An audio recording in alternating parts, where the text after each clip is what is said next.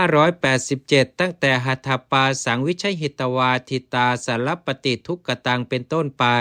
เว้นหัตถบาทยืนพูดต้องทุกกฎหลายบทว่าทเววาจัสสิกาทิวามีความว่า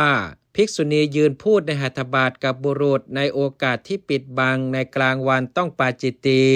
เว้นหัตถบาทยืนพูดต้องทุกกฎ2บทว่าทัทมานัสสติโสมีความว่าเป็นอาบัติ3อย่างแก่ภิกษุผู้ให้อย่างนี้คือมีประสงค์จะให้ตายให้ยาพิษแก่มนุษย์ถ้าว่าเขาตายด้วยยาพิษนั้นภิกษุต้องปาราชิกให้แก่ยักษ์และเปรตถ้ายักษ์และเปรตนั้นตายภิกษุต้องทุลใจให้แก่สัตว์เดรัจฉานถ้าว่ามันตายภิกษุต้องปาจิตตีแม้เพราะให้จีวรแก่ภิกษุผู้มิใช่ญาติก็ต้องปาจิตตี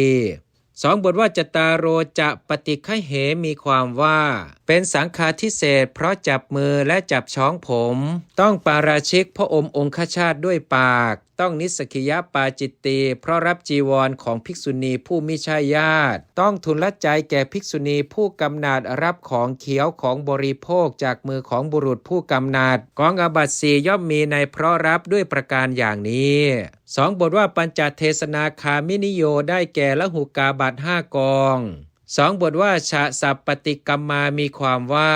เว้นปาราชิกเสียแล้วอาบัติที่เหลือวงเล็บมีทางจะทำคืนได้2บทว่าเอเกทาอปฏิกรรมามีความว่าวงเล็บอาบัติที่ทำคืนไม่ได้ในศาสนานี้มีอย่างเดียวคืออาบัติปาราชิกหลายบทว่าวินยครุกาทเววุตตาได้แก่ปาราชิกและสังฆาทิเศษบทว่ากายาวาจสิกานิจะมีความว่าสิกขาบททั้งมวลทีเดียวเป็นไปในทางกายและวาจาไม่มีแม้เพียงสิกขาบทเดียวที่ทรงบัญญัติในมโนทวารหลายบทว่าเอโกวิกาเลธัญรสโสได้แก่ยาดองด้วยเกลือจึงอยู่รสแห่งธัญชาติชนิดหนึ่งนี้แลควรในวิกาลหลายบทว่าเอกายติจตุเถนะสัมมติได้แก่สมมุติภิกษุผู้สอนภิกษุณี